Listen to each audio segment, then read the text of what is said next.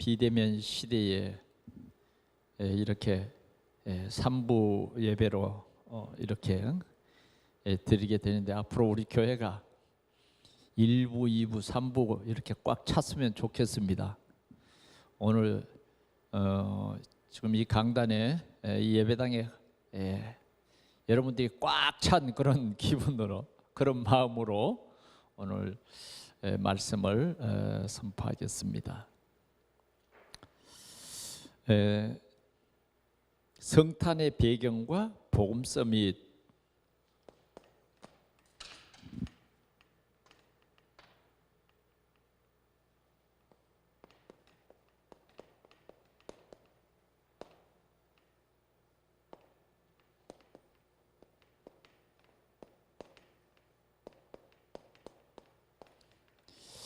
LED가 돼가지고 이제 여러분 잘 보이죠? 이렇게 잘 보이는데, 그러죠? 이제 우리가 성탄은 해년해마다 오는 성탄절이죠. 그러나 우리가 성탄절이 올 때마다 더 마음을 새롭게 해야 되겠습니다. 그래서 우리는 매일 성탄이 돼야 된다, 그런 마음을 가지고 자꾸 우리가 성탄의 의미를 내 삶 속에서 자꾸 되살려야 돼요. 그래서 성탄의 의미와 가치를 아는 사람은 성탄의 축복을 누릴 수 있다 하는 것입니다. 그러면 성탄의 의미는 뭐냐? 하나님이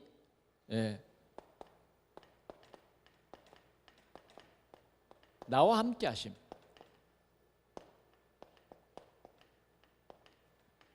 하나님이 나와 함께 하시기 위해서 사람의 몸으로 오셨다. 그냥 의미 없이 하나님이 나와 함께 하심, 이러면 별것도 아닌 것 같아요. 그러나 우리가 이 의미를 나에게 연결시켜서 하나님이 나와 함께 하시기 위해서 오셨다. 사실로 이것을 누린 사람이 누구냐면 복음의 서밋들이에요. 요셉이 하나님이 나와 함께 하심, 노예로 가도 괜찮은 거예요. 왜? 노예인 나에게 하나님이 함께 하시는데 뭐 어디든지 염려할 게 없어. 어디든지. 보디발 집에 갔는데 보디발이 이 요셉은 뭐 똑같은 노예가 아닌 거죠.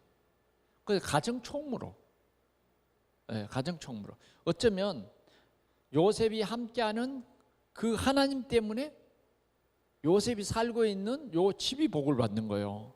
이게 함께예요. 함께. 자, 다윗은 그러면 서밋에선, 복음의 서밋에선 다윗은 어떻게 나와 함께 하시는 하나님을 누렸느냐 하면, 그가 시편 23편에 보니까 여호와는 나의 목자시니 내가 부족함이 없으리로다. 나의 힘이 되신 여호와여, 내가 주를 사랑합니다. 가장 행복한 사람이 된 거예요. 그래, 하나님이 사람의 몸을 입고 이 세상에 나와 함께 계시려고 왔다. 이게 성탄절이다. 예. 그래, 우리는 이 비밀을 누려야겠습니다. 이 성탄절의 비밀이. 성탄절의 비밀은 뭐냐? 임마누엘이에요. 하나님이 우리와 함께, 우리와 함께. 성전된 우리와 함께.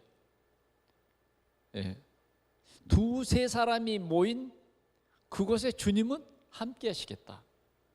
우리의 기도를 들어주시고, 우리 함께 하시는 것이 뭐냐? 결국은 보좌의 축복이죠. 이런 축복을 우리에게 알게 하시는 거예요. 전능하신 하나님이 우리와 함께 계시다. 우리는 정말 이 힘을 가진 사람들이에요.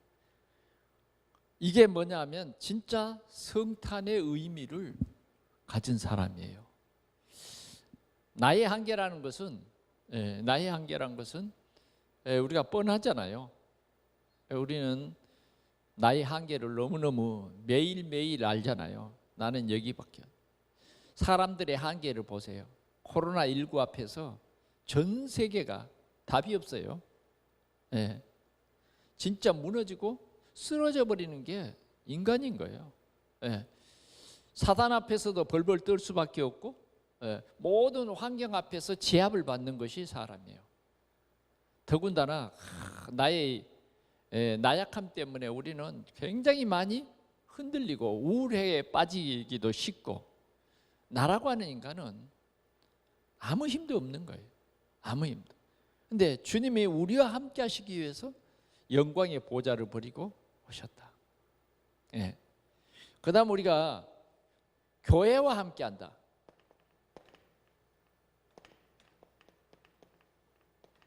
이게 원네스입니다.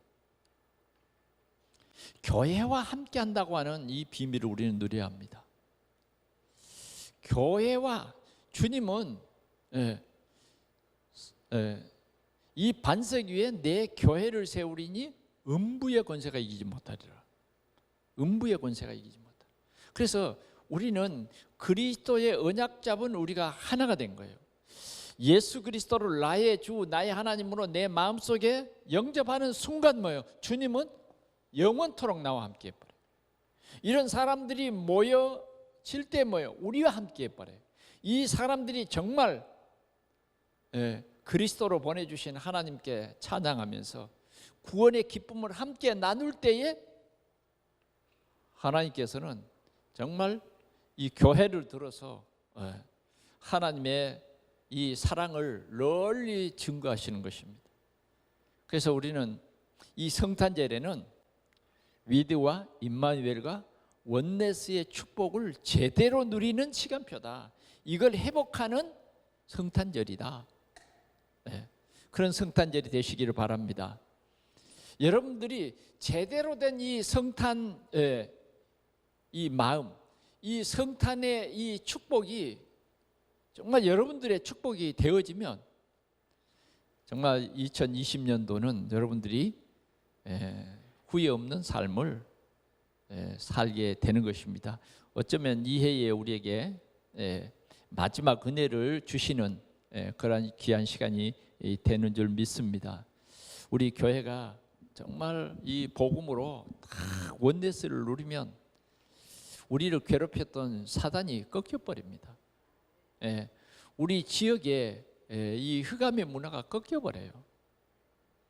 그래 하나님께서는 우리 교회를 통해서 미래의 경제도 누리게 하시고, 하나님께서는 이러한 복음의 서밋을 통해서 우리의 현장을 정복하게 하시고, 하나님께서 이렇게 역사하시는 것입니다.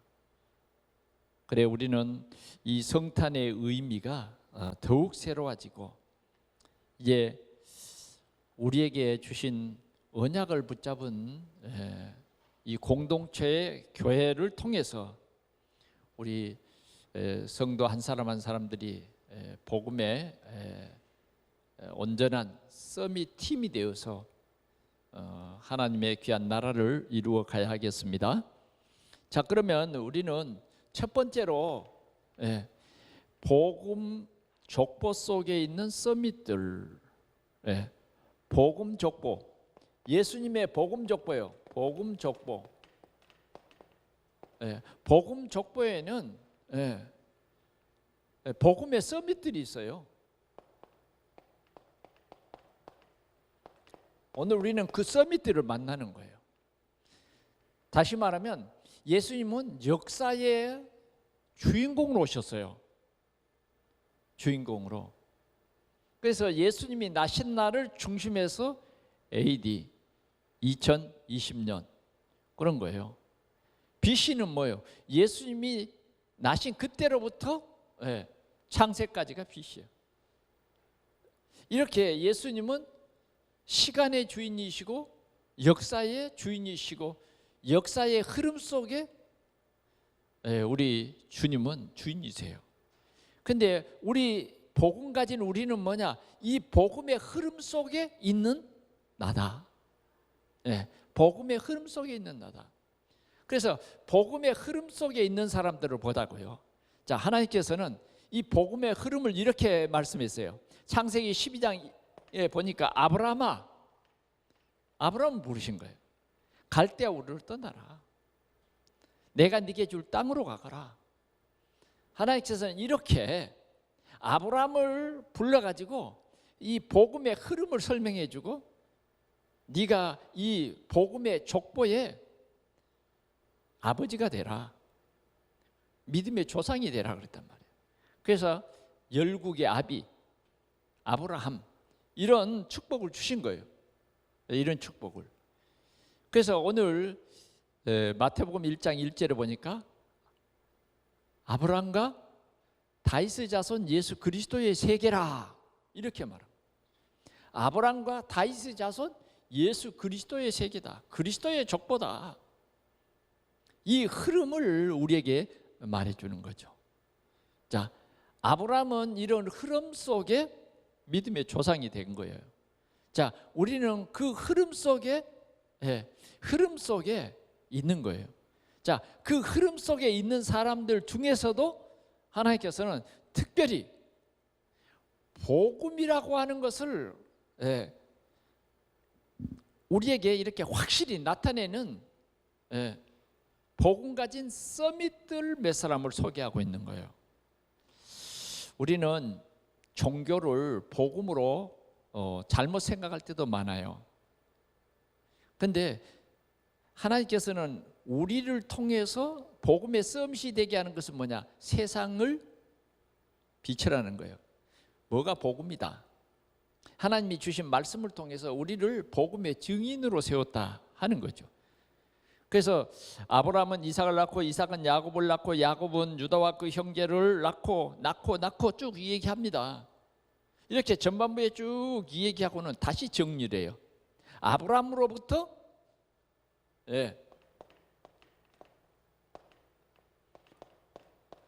다윗까지 14대요 이렇게 말합니다.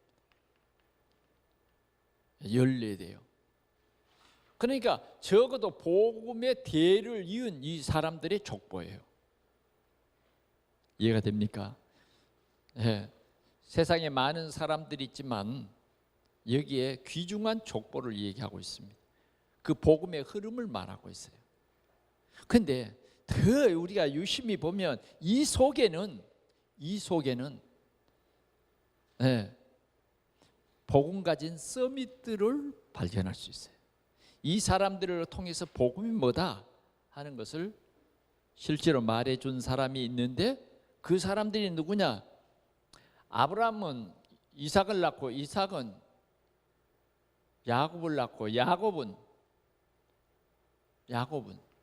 12형제를 낳았어요.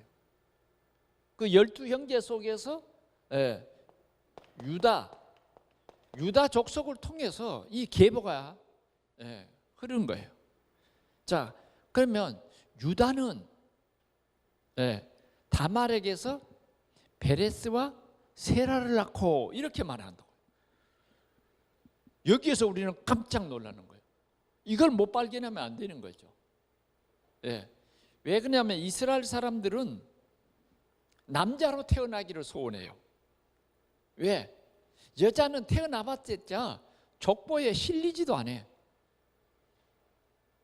그냥 문명의 사람들인 거예요. 그러니까 이스라엘 사람들은 어떻게 하든지 남자로 태어나기를 그들은 소원합니다. 그런데 오늘 여기에 써진 사람은 누구냐? 유다의 며느리 다말이에요. 유다는 다말에게서 베레스와 세라를 낳았다. 요 말을 왜 여기다가 써놓냐고. 창피해 죽겠네. 여러분 어때요? 이런 족보를 여러분들이 내놓을 수 있어요? 내용인 즉시 뭐예요? 유다가 아들을 낳았어요. 그래서 다말을 며느리로 맞아 들였다고. 그런데 아이를 못 낳고 유다의 큰아들이 죽었어. 그러니까 그 대를 잇기 위해서 둘째 아들을 이 다말에게 보내는 거예요. 그래서 다말은 뭐냐? 그 큰아들의 장손을 꼭 낳아야 돼. 그러니까 작은 아들을 통해서라도 이 큰 며느리로서 대를 이어야 되는 거예요. 이야. 그런데 둘째를 며느리에게 줬더니 죽었어요. 이런 얘기입니다. 그래서 셋째, 결국은 이 여자하고 동침할 때 다 죽는 거예요. 그래서 또 그렇게 하기를 거절하니까 또 그것도 하나님이 벌레에서 죽였어요. 유다가 복잡합니다. 그렇게 해서 뭐냐? 친정집을 보낸 거예요. 그래서 이제 내 아들이 많이 자라서 장성하면 그때 시간표를 보자. 그러고 보낸 거예요. 그 유다 생각에 이 며느리한테 아들을 줘서 되겠어 안 되겠어? 가면 죽으니 안 준 거예요. 안 준 거예요. 그런데 유다의 부인이 죽었어요. 유다의 부인이 죽었다니까.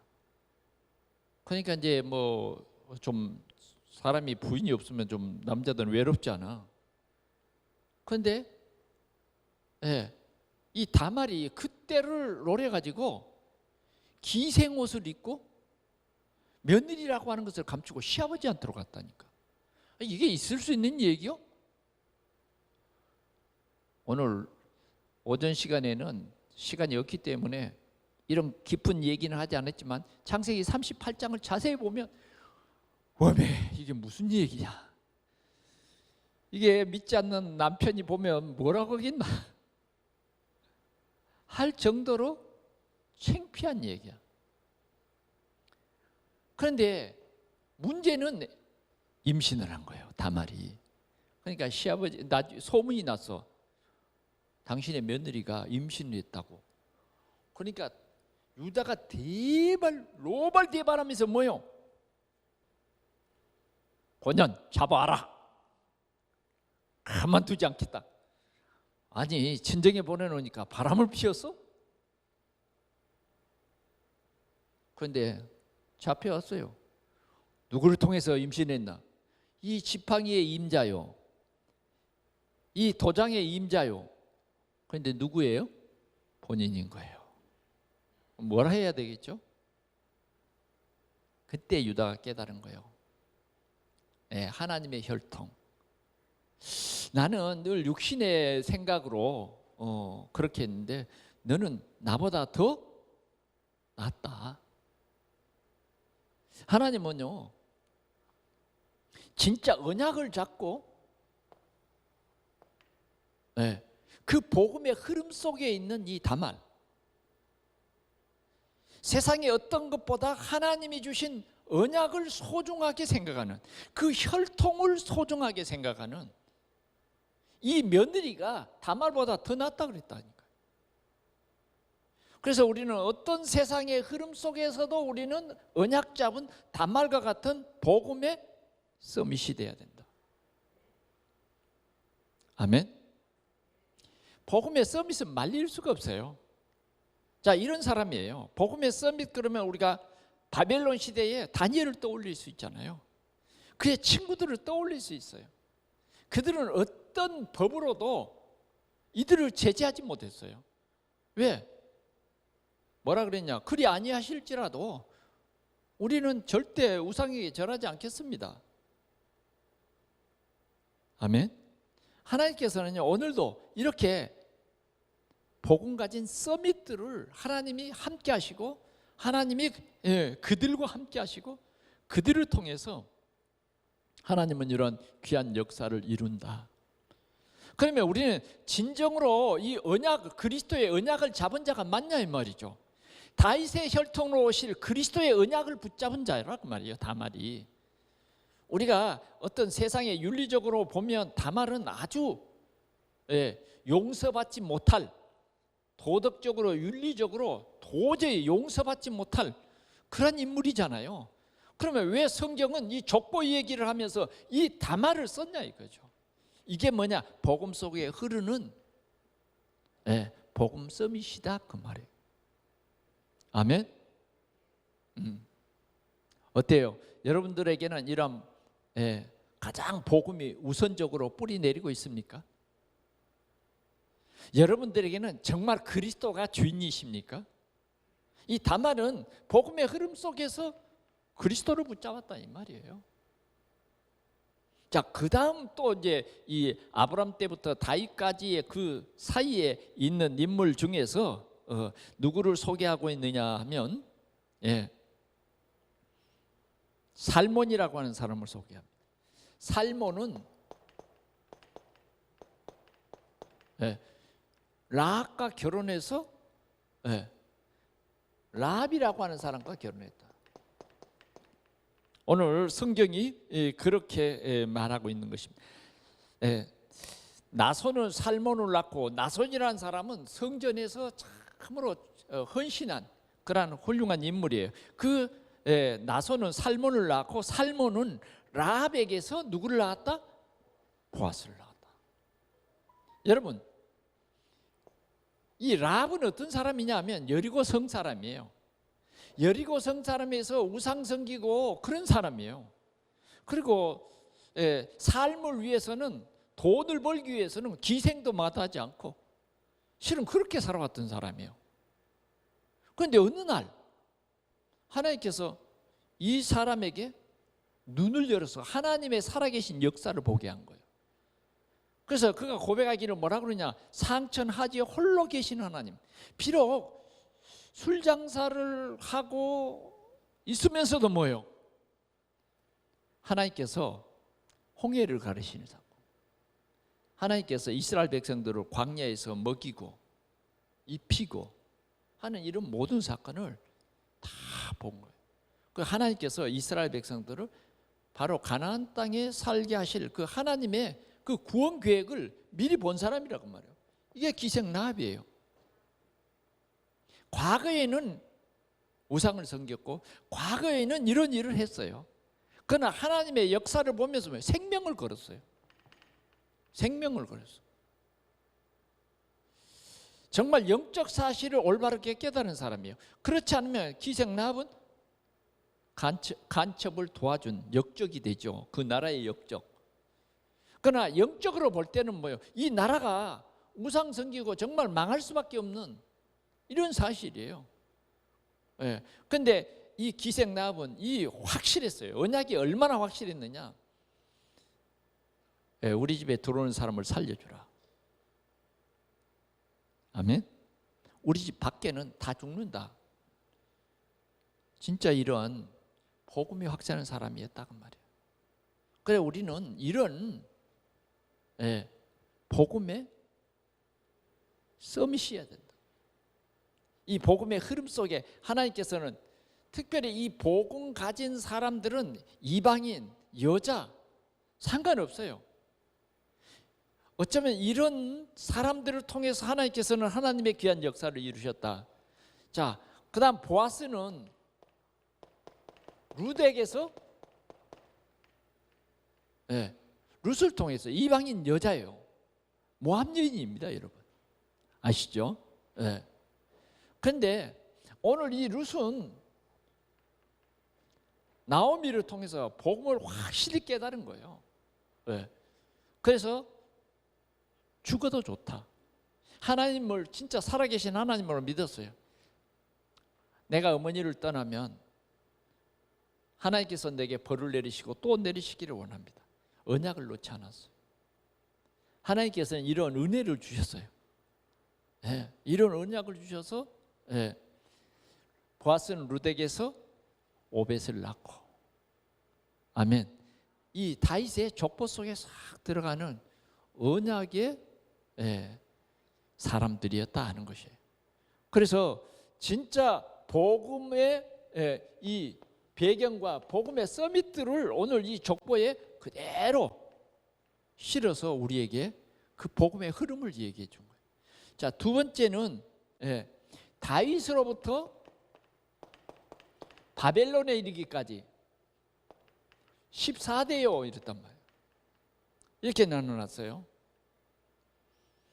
자, 왜 이스라엘이 바벨론에 포로되었느냐 하는 것이죠.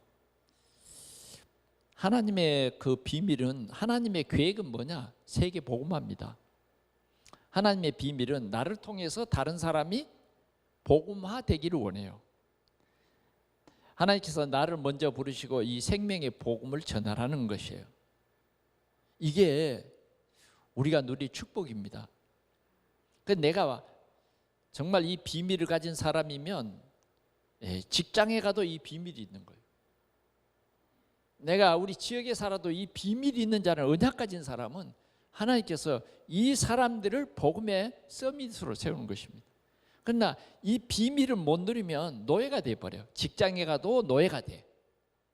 사업을 해도 돈의 노예가 됐는지 뭐에 노예가 돼버린다 그 말이에요. 그러나 참 복음 운동 속에 들어가면 하나님께서 주역으로 삼아요. 주역으로. 예. 그래서 결국은 이스라엘은 오해를 했어요. 복음을 못 깨달은 겁니다. 이스라엘의 하나님은, 아브라함의 하나님은 이스라엘의 하나님이다. 정말 하나님께서는 이스라엘 통해서 세계 복음화를 계획하셨는데, 이들의 계획은 하나님의 계획을 이루지 않냐고 자기들을 어떤 선민의 그 역사 속에 복음을 가두어 버렸죠. 그러니까 자연적으로 하나님께서는 바벨론의 포로가 돼서 가서 복음을 전하게 하죠. 자, 그러면 여기에서의 이 우리가 복음 가진 복음 서밋을 만나게 되는데, 그 사람이 누구냐? 다윗이 우리아의 아내 이 밧세바를 자기 아내로 취했어요. 그런데 이 그리스도의 족보에 다윗은 밧세바를 통해서 누구를 낳았다? 솔로몬을 낳았다 그랬어요. 자, 6절에 보니까 이새는 다윗 왕을 낳으니라. 다윗은 우리아의 아내에게서 솔로몬을 낳고. 아니, 이거 좀 고쳐야지 안 되겠어요? 성경을 다시 뭐 좀 편집을 해야 안 되겠어요? 아니, 좀 우리아의 아내 그건 좀 뺐으면 어떻겠어요? 동의하십니까? 이러면 동의합니다 이럴 거 아니에요. 진짜 복음의 흐름을 모르면 그래요. 우리아의 아내를 통해서 솔로몬을 낳고, 솔로몬을 낳고 그랬죠. 솔로몬은 르호보암을 낳고, 르호보암은 아미나답을 낳고, 그냥 족보 얘기에 이렇게 쑥 얘기해 버는 거예요.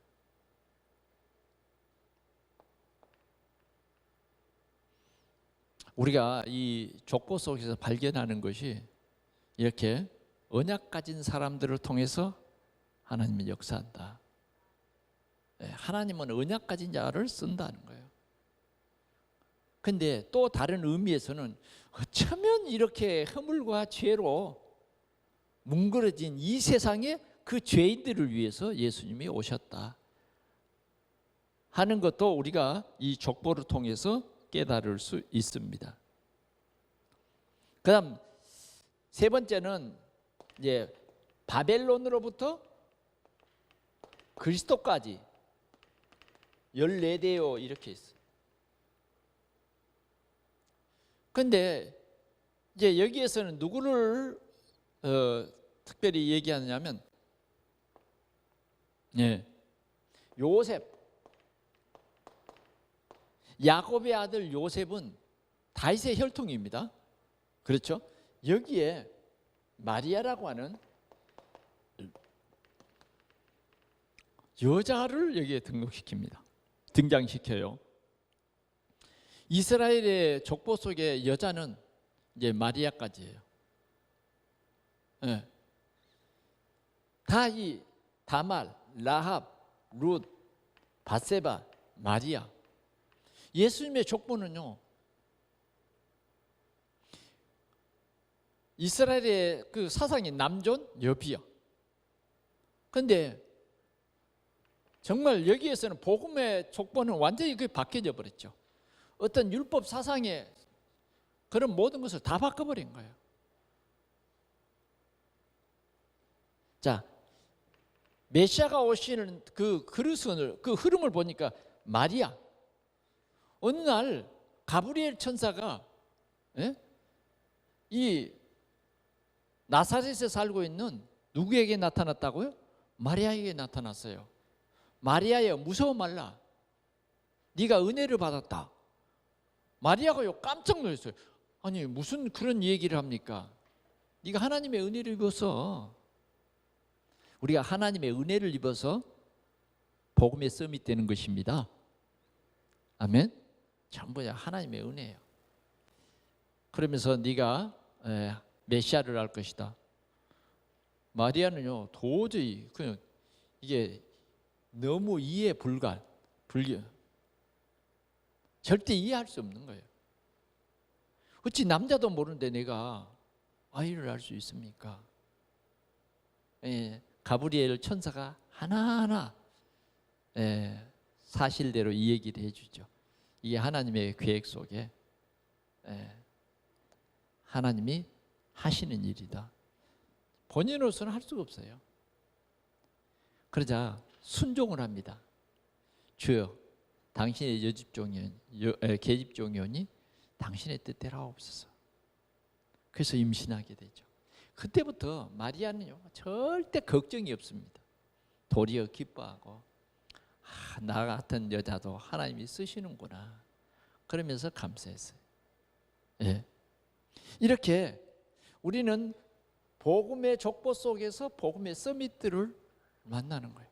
이 복음의 서밋들은 하나같이 언약을 붙잡았어요. 복음의 서밋들은 그리스도라고 하는 이 언약 속에 그 흐름 속에 있었다는 것입니다. 과거에 어떻든 보면 실은 과거가 뭐예요?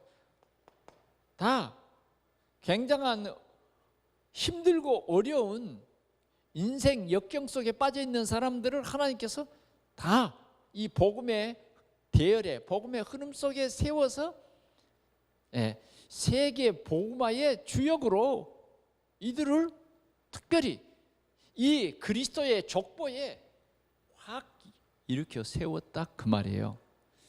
오늘 우리 동산의 성도들이 우리 부천 복음화에 이렇게 주역되는 여러분들이 되시기를 바랍니다. 우리가 예수님의 족보를 보면서 그래 나도 이 복음의 역사에 참 주님께 쓰임받는 언약의 사람이 돼야 되겠다. 우리 언약 잡은 우리를 통해서 하나님께서는 분명히 이 복음이 이제는 이 그리스도가 오심에 대한 이 확실한 복음이 나의 입술로 통해서 나의 삶을 통해서 내 생업을 통해서 널리 증거되는 그런 역사에 우리는 주인공이 되시기를 바랍니다. 오늘도 영적 사실을 모르는 사람들이 얼마나 많습니까?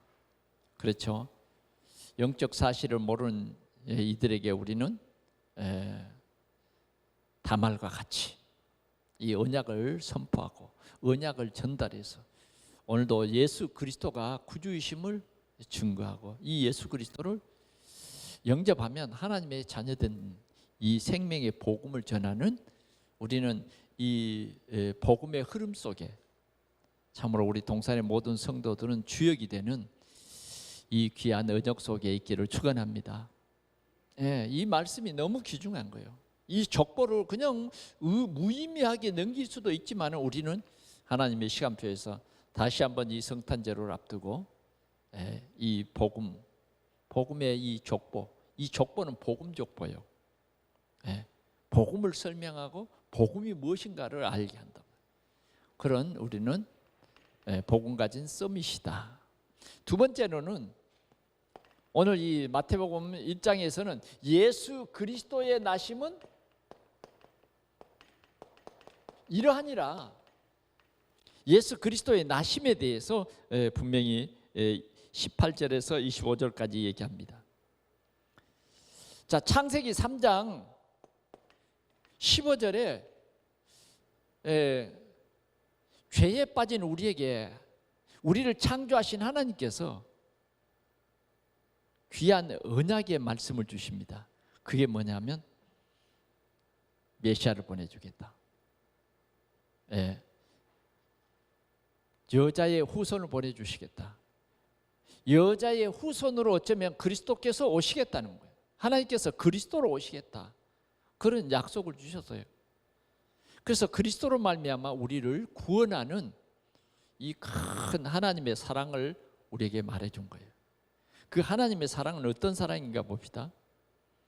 자, 우리의 죄로 인해서 우리는 불안해요. 하나님이 죄로 인해서 불안한 우리 인간의 모습을 우리가 볼 수 있었는데, 그게 나무 잎으로 만든 옷이에요. 우리가 만든 어떤 종교, 이런 것은 나무 잎과 같아요. 근본적으로 우리의 허물과 죄를 해결할 수 없어요. 그런데 하나님께서 이런 하나님의 사랑으로 자기 형상대로 창조된 우리 인간들에게 가죽옷을 지어 입혀주셨다. 그래서 참 평안을 주신 거예요. 이게 언약입니다. 그래서 아벨과 가인이 예배를 드리는데, 언약 있는 아벨의 예배를 받고 아무리 화려하고 좋아도 언약이 없는, 피의 비밀이 없는 가인의 예배는 받지 않는다 하는 거예요. 그러니까 우리가 예배에도 진짜 그리스도의 그 피, 문설주의 그 피를 바를 때에 우리는 이런 일들을 꼭 생각해야 돼요. 네. 그래서 하나님께서는 우리에게 가장 원천적으로 큰 약속이 뭐냐면 메시아 보내줄게. 이게 그 메시아라는 말이 뭐냐? 그리스도 보내줄게, 그 말이에요. 그리스도 보내줄게. 그래서 먼저 뭐냐? 이 그리스도의 족보, 그리스도가 나시면 이러하다. 네. 그리스도가 이 세상에 오시면 이러하다라고 우리에게 말해줍니다. 그 그리스도가 누구냐? 예수다 하는 거예요. 예, 예수다. 이미 그 그리스도는 오셨어요.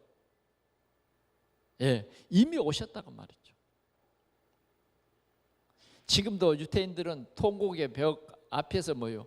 아직도 메시아가 오지 않았다고, 빨리 메시아 보내주십시오 하고 하나님 앞에 기도하고 있어요. 기도하고 있어요. 이미 예수님은 성경대로 오셨어요.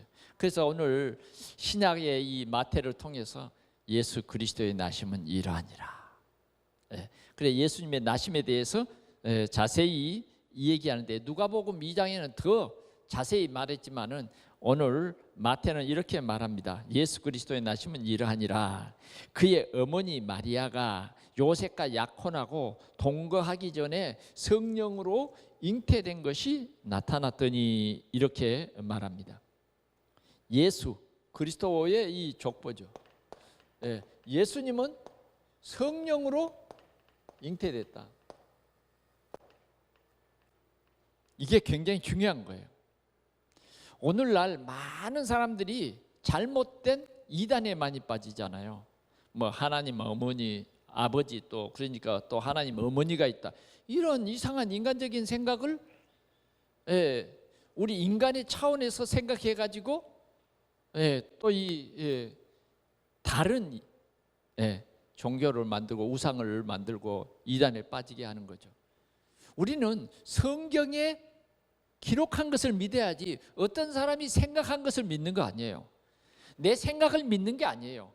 아무리 내 생각은 이래도 성경을 믿는 거예요. 성경을, 기록된 말씀을 믿는 거예요.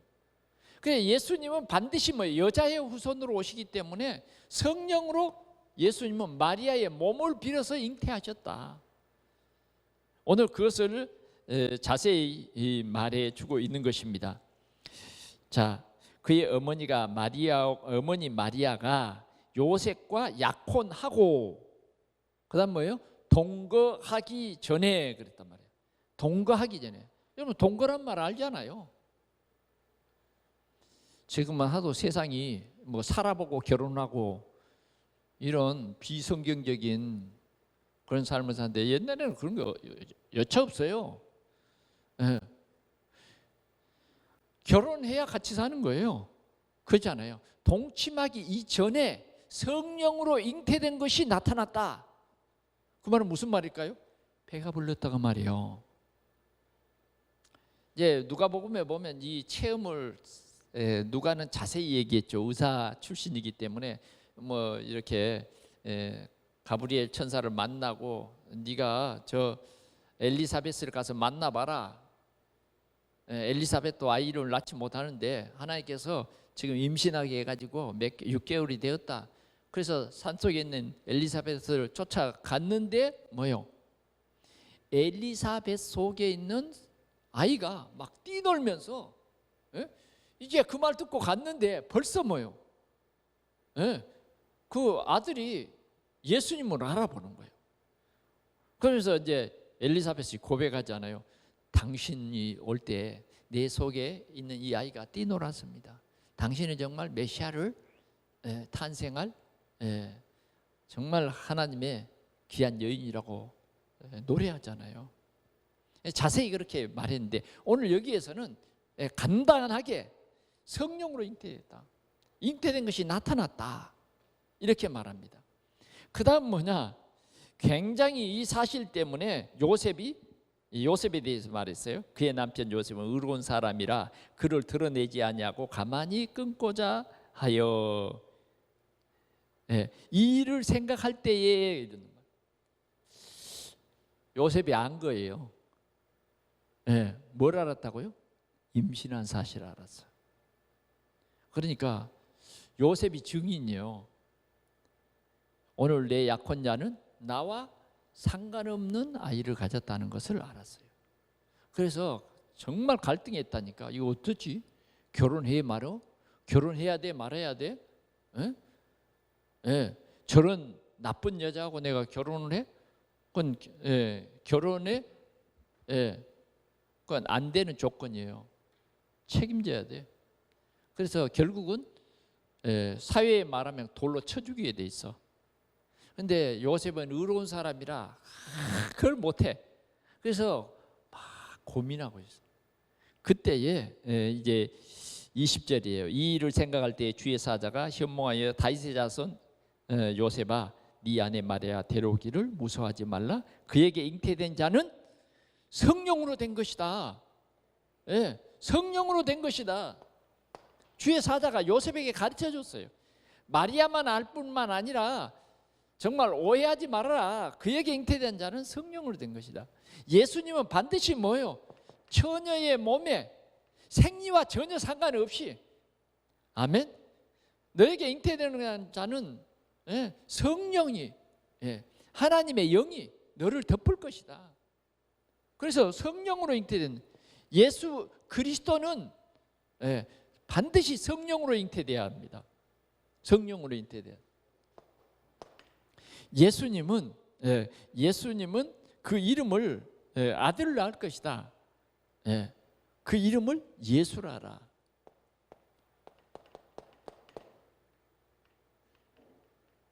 정 누구처럼 자기가 메시아 아니에요. 반드시 메시아가 될 사람은 예수라야 돼요. 예수. 아멘. 예수라라. 이는 그가 자기 백성을 저희 죄에서 구원할 자다. 구원주라는 거예요. 이것을 말해 주었어요. 21절. 그래서 예수님만이 그리스도예요. 석가는 그리스도가 아니에요. 아멘. 마호멧은 그리스도가 아니에요. 예수만이 그리스도예요. 예수만이 그리스도예요. 네 번째는 성경의 예언대로 오셨다. 반드시 예수님은 성경의 예언대로 옵니다. 성경대로 오심입니다. 누구의 혈통에서 와야 되죠? 다윗의 혈통에서 와요. 다윗의 혈통. 그래서 그 다윗의 혈통을 이렇게 족보로 얘기한 거예요. 다윗의 혈통으로 오는데 어쩌면 그 혈통과는 무관하게. 그러나 하나님이 약속하신 것은 다윗의 혈통으로 오는 거예요. 그러나 여자의 후손으로 온다는 것이 더 중요해요. 무슨 말인지 이해가 되죠? 여자의 후손이 아니면 그리스도가 될 자격이 안 되는 거예요. 그래서 예수님은 반드시 여자의 후손으로 온다. 여러분 우리 주위에 누가 어떤 말 설득 있는 말을 아무리 해도 예수님은 여자의 후손으로 오십니다. 아멘. 예수님은 여자의 후손으로 오셨습니다. 다윗의 혈통으로 오셔야 되고요. 그리고 예수님은 반드시 어디에 나셔야 할까요? 다윗의 동네에 너희를 위하여 구주가 나셨으니. 다윗의 동네가 어디예요? 베들레헴이에요. 베들레헴은 다윗의 동네예요. 예, 다윗의 뿌리로 오시는데 정확하게 예수님은 베들레헴에 오신 분이어야 그분이 그리스도인 거예요. 예수님은 베들레헴에 오셨어요. 그래서 그러면 마리아나 요셉이 베들레헴에 살았느냐? 아니에요. 나사렛 사람이에요. 그런데 성경을 응하게 하시려고 아구수도가 영을 내려서 그리 오게 하는 겁니다. 그러니까 역사의 모든 것을 하나님은 주관하고 계세요. 그래서 이 베들레헴에서 예수님을 해산하죠. 해산합니다. 우리는 더 많은 사실들이 성경에 예언되어 있습니다만은 그래도 이 정도는 우리가 꼭 알아야 됩니다. 예수님은 성경대로 오시고 성경대로 죽으시고 성경대로 부활하시고 성경대로 다시 오십니다. 그래서 우리는 성경을 믿어야 된다. 세 번째는 이제 우리가 이 성탄을 축하하는 사람들, 예수님의 성탄을 축하하는 사람들을 오늘 본문 2장에 소개를 하고 있습니다. 헤롯 왕 때 예수께서 유다 베들레헴에서 나심에 동방으로부터 박사들이 예루살렘에 이르러 말하되 유대인의 왕으로 나신 이가 어디 계시냐? 우리가 동방에서 그의 별을 보고 그에게 경배하러 왔노라. 자, 동방의 박사들이에요.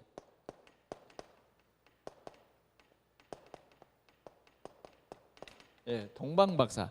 동방 박사라 그러면 아마 바벨론 사람들. 점술, 별을 연구하는 그런 사람들이죠. 이 사람들이 하늘의 별을 보고 연구하다가 큰 별이 나타났어요. 역사에 이제 한번 있는 일이죠. 이 큰 별이 나타났어요. 그래 그들이 정말 여러 공부를 하면서 이런 귀한 기적이 어떻게 일어날 수 있느냐? 이것은 뭐예요? 왕이 오신다는 그런 사실을 이들이 깨달은 거죠. 발견한 거예요. 그래서 그들은 만왕의 왕이 오시기 때문에 황금과 유황과 몰약 이런 귀중한 그냥 보통 사람들의 생일에 가져가는 게 아니에요. 이건 그러잖아요. 황금, 지금도 황금이 귀중하잖아요. 그렇죠? 황금과 유향, 향 중에서 가장 몰약 이런 것들을 준비해서 다 포장했겠죠. 그런 나귀에 싣고 지금 그 왕으로 오신 그 사람을 만나기 위해서 별을 따라가는데 그 별이 어디에서요? 예루살렘으로 인도하고 예루살렘에 선다고 말해요. 멈춰 있어요. 그러니까 그래도 예루살렘에 왔으니까 유대 나라의 수도잖아요. 지금 다시 수도로 회복됐죠. 자, 그래서 헤롯 왕을 찾아간 거예요. 찾아가서 유대인의 왕으로 나신 이가 어디 계시냐? 왜? 이 별이 예루살렘에 멈췄으니까 그 예루살렘이 유대의 수도잖아. 그러니까 이제 왕을 찾아가서 그렇게 질문을 한 거예요. 그러니까 지금 이 왕이 로마의 분봉왕이에요. 로마에서 파송한 왕이에요. 그러니까 이 왕은 뭔가 좀 자리가 항상 불안해. 왜? 유대인들이 결집해버리면 또 이 자리가 위태하다 그 말이에요. 그런데 오늘 이 박사들이 뭐냐? 유대인의 왕으로 나신 이가 어디 계시냐? 우리가 별을 따라 그에게 경배하러 왔다고 하네. 그러니까 헤롯이 그냥 굉장히 불안해진 거예요. 도대체 유대인의 왕? 내가 유대인 왕인데 또 왕이 나타나? 이렇게 육신적으로 이제 이해를 하고 대제사장들을 서기관들을 바리새인들을 부른 거예요. 그래서 유대인의 왕이 난다고 혹시 그 말을 아느냐? 그러니까 이 바리새인과 대제사장이 미가라고 하는 그런 선지자가 그렇게 말씀을 기록했습니다. 그래서 오늘 우리가 가진 성경 미가서 5장 2절에 보면 말씀이 이렇게 써져 있습니다. 또 미가 선지자가 얘기했다, 그 말도 우리가 모르면 안 되겠잖아요. 베들레헴 에브라데야, 너는 유다 족속 중에서 작을지라도 이스라엘을 다스릴 자가 네게서 나올 것이다. 왕이 난다는 말이에요. 그러자 베들레헴에서 메시아가 난다, 이게 이제 알게 된 거예요. 그러니까 박사들은 그 말을 듣고 뭐예요? 베들레헴으로 막 챙겨서 지금 떠날 준비를 하는데 헤롯은 마음이 굉장히 불편한 거죠. 그래서 박사들에게 얘기했어요. 당장 어쩔 수가 없으니까 너희들이 가서 찾으면 나에게도 말해라. 나도 유대인의 왕이 났다는데 경배하러 가겠다. 참말일까요? 거짓말일까요? 뻔하죠. 그러나 전혀 어떤 정치 색깔이 아니고 정말 박사들은 메시아가 날 그 징조를 언약으로 붙잡고 그 별을 따라가는 거예요. 그 별이 베들레헴에 가서 딱 멈춘 거예요. 그러니까 별이 굉장히 낮게 떠서 가는 것 같아요. 그냥 굉장히 높게 떠 있으면 어디가 어딘지 어떻게 알겠어요? 그잖아요. 내 생각건데 그래요. 한 850 정도 높이 떠버리면 비행기가 그 정도 뜨지 않아요? 어디가 어딘지 잘 모를 거예요. 그렇죠? 그런데 별이 딱 멈춰온 곳이 베들레헴에 있는 한 마구간이요. 박사들은요, 거기에서 탁 내려서, 마구간요 뻔한 거 아닙니까 여러분? 마구간이 막 화려하고 그런 거 아니에요. 베들레헴 마구간이야 우리 소막이나 다 같아. 똥 냄새 나고, 거기는 뭐요? 짐승의 여물통, 여물통 그런 게 있는 거예요. 밥통. 그런데 실은 이제 누가복음에 보면 그 아구수도가 영은 내렸고 그 영을 어길 수는 없으니까 지금 호적하러 베들레헴에 간 거예요. 왜? 다윗의 후손이기 때문에 거기에 갔어야 호적을 할 수 있어요. 그런데 사관에 있을 곳이 없어서 결국은 이 마구간을 찾은 거예요. 그러니까 예수님이 우리를 구원하려고 어디까지 왔다? 최고의 낮은 여물통에 나셨다. 참, 이 진리는 너무너무 귀중하죠. 예수님이 청와대에 오셨다. 그러면 정말 우리 낮은 사람들을 알 수 있을까요? 모를 수도 있죠. 그러나 예수님은 아예 가장 하나님이신데 인간의 몸으로 오신 것만도 감사한데 가장 낮은 곳이었어요. 그래 박사들이 낙타에서 내려보니까 마구간에 두 부부가 구유의 한 아이를 이루고 있다고 말이죠. 그때 박사들은요 너무너무 기뻐한 거예요.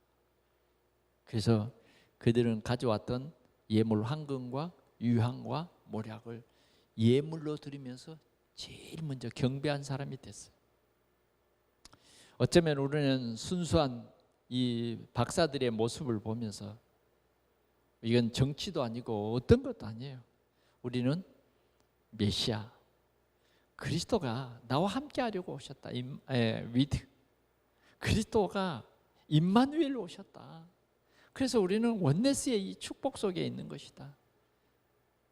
그런 마음으로 우리는 이 동방 박사들처럼 예수님의 탄생을 축하하자 이 말이에요. 아멘. 이런 마음으로 축하하자. 동방 박사의 이 예물을 통해서 예수님은 나중에 애굽으로 피난을 가십니다. 그 피난 생활에 이 동방 박사의 예물이 기묘하게 써졌다는 그런 기록도 있습니다. 그러면 예수님을 축하하지 아니하고 예수님을 죽이려고 했던 이 흑암의 세력은 어떤 것이냐? 흑암 세력. 이게 사단의 세력이에요. 사단은 누구를 붙잡았을까요? 복음이 없는 헤롯 대왕을 붙잡았다니까. 그래서 헤롯은 이 박사들에게 부탁을 했잖아요. 그 유대인의 왕을 만나면 나에게도 말해서 나도 가서 경배하게 하라 그랬는데 주의 사자가요, 이 박사들에게 나타나서 그 예루살렘으로 가지 말고 다른 길로 가거라. 그래서 성령이 인도받아서요 다른 길로 갔어요. 왕이 가만히 생각해 보니까 이 박사들이 안 오거든. 그래서 그래. 그리고는 치밀한 계획을 세워서 베들레헴을 중심해 가지고 2살 아래의 모든 남자아이들을 다 죽여라. 바로처럼 말이죠. 그런 살벌한 계획을 시행했어요. 그래서 다 죽였어요. 그때 예수님은 이렇게 헤롯이 명령을 내리기 이전에 주의 사자가 나타나서 아기를 데리고 애굽으로 피난을 가거라. 그래서 예수님은 애굽으로 피난을 가신 거예요. 애굽으로 피난을 가. 오늘 이 흑암의 세력은 어떻게 하든지 복음을 꺾으려고 합니다. 복음을 막으려고 해요. 이게 흑암 세력이에요. 어쩌면 예수 그리스도의 나심을 가장 싫어하는 게 뭐냐? 흑암 세력이에요. 그래서 흑암 세력은 성탄절에 참 의미를 모르게 합니다. 오늘도 수많은 사람들이 성탄의 진정한 의미를 모르고 그냥 즐거워하는 날, 선물을 주고받는 날. 우리 아이들에게도 어쩌면 그리스도가 오신 날보다는 선물을 주고받는 날. 그리스도는 대충이고 중요한 마음은 어디 있어요? 내가 어떤 선물을 받을까? 그런 것에 마음이 다 가 있습니다. 자, 그러면 진짜 우리는 어떻게 해야 되겠습니까? 진짜 우리는 그리스도의 나심과 나, 성탄절과 나. 성탄절은 의미가 뭐예요? 나와 함께. 요 의미를 우리는 되살려야 합니다. 나와 함께. 나와 함께예요.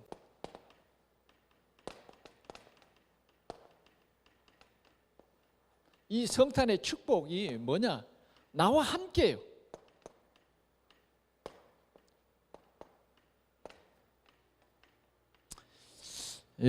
이번 성탄절을 통해서 우리가 이 생명의 복음을 전합시다.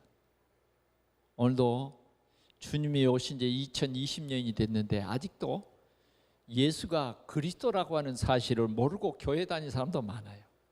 지식적으로만 알지 정말 그분이 나와 함께 계시는 그리스도다. 다윗처럼 여호와는 나의 목자시니 내가 부족함이 없도다. 이게 안 된 사람이 많다니까. 예수는 예수고 믿지 않는 사람과 똑같이 불안해 떨며 고통당하는 사람이 우리 주위에는 많다는 거예요. 우리 주위에는 복음과 관계없이 열심히 돈 벌고 열심히 돈 모으고 열심히 집을 사고 열심히 살아가는 사람 많아요. 복음이 없는 사람 많다니까. 그래서 우리는 이 성탄절에 이 그리스도를 모르는 한 사람에게 나와 함께 하시는 그리스도를 증거하는 그러한 전도의 날이 되기를 바랍니다. 오늘도 주님은 이 성탄절을 통해서 무엇을 원하느냐 하면 복음화를 말해요. 복음화해라. 교회가 복음화해야 돼요. 교회 안에 복음화가 돼야 된다. 성전에 있든지 그 말은 뭐냐? 성전에도 복음을 모르는 사람이 많다고 말이죠. 성전에도 아직도 복음화 되지 않냐고 내가 주인 노릇하는 사람이 많다는 거예요. 성전에 있든지 집에 있든지 예수는 그리스도라고 가르치기와 전도하기를 쉬지 아니하니라. 오늘 우리는 이 성탄절을 통해서 진짜 복음의 빛이 우리 속에 비쳐서 그리스도가 나와 함께 하십니다. 이런 성탄절이 되시기를 축원합니다. 그리스도가 나와 함께 계시다. 더 나아가서는 그리스도가 우리와 함께 계십니다. 더 나아가서는 이제 우리가 복음 가진 교회로 세계를 복음하는, 교회를 복음하는 이러한 응답을 꼭 누리시기를 축원합니다. 마지막으로는 진짜 우리는 성탄을 축하하자 이거. 축하. 기뻐하고 축하하다. 이 박사들은 기뻐하고 기뻐하더라. 이 예수님의 나신 날이 지극히 높은 곳에서는 하나님께 영광이 되고 기뻐하심을 입은 우리에게는 참 평화의 날입니다. 그래서 어떻게 하든지 우리는 예수님의 성탄을 기해서 세계 복음화, 아멘, 이 복음화가 되도록, 또 우리가 예수님이 그 황금 유황 모략을 가지고 피난 생활에 유용하게 쓰여진 것처럼 우리는 또 이 성탄절에 특별히 하나님 앞에 감사하는 성탄 헌금에 여러분들이 다 동참하시기를 바랍니다. 우리가 이렇게 경제적으로 어려운 이 시대에는 더더구나 우리가 이 세계 복음화를 위해서 여러분들이 교회를 위해서, 작년에 내가 이만큼 감사헌금을 했는데 금년에는 이 코로나 시대이기 때문에 더 우리가 조금 더 하나님 앞에 감사해야 되겠다. 아멘. 그래서 진짜 우리 중심을 다해서 하나님 앞에 감사하는 그런 성탄절이 꼭 되시기를 축원합니다. 그래서 우리가 성탄의 의미를 진짜 우리 복음 가진 교회가 되살리고 또 높이고 누리고 증거하는 그러한 성탄절이 되기를 축원합니다. 특별히 금년은 이 비대면 시대가 돼가지고 좀 전야제에 우리가 나와서 같이 구역이 찬송도 하고 뭐 이렇게 했습니다만은 좀 그런 지금 비대면 이 예배가 되기 때문에 여러분들이 이제 각 교구별로 이렇게 찬양을 준비하고 했습니다. 그래서 24일 날 저녁에는 여러분들이 함께 축하하는 그리스도 성탄의 전야제의 축복을 우리가 같이 영적인 의미를 가지고 즐기고 하나님께 영광 돌리는 그런 시간이 꼭 되기를 바랍니다. 기도하겠습니다. 우리 하나님 아버지 감사합니다. 오늘 우리를 축복하셔서 성탄의 이 배경, 이 복음의 흐름 속에 복음의 서밋들을 만나게 하시며 또 우리가 복음의 서밋으로 어떻게 나를 살리며 어떻게 우리를 살리며 어떻게 우리 지역을 살리는 교회가 될 것인가를 우리에게 말씀해 주시니 더욱 감사합니다. 성탄절에 이 모든 것이 회복되게 하셔서 참 세계 복음화의 축복을 우리 동산교회가 풍성히 누릴 수 있도록 축복해 주시옵소서. 이 성탄의 통해서 우리 영혼이 되살아나고 힘을 얻고 하나님의 보좌의 축복을 누리는 우리 동산교회가 되게 하여 주옵소서. 주 예수 그리스도의 이름으로 기도하옵나이다. 아멘.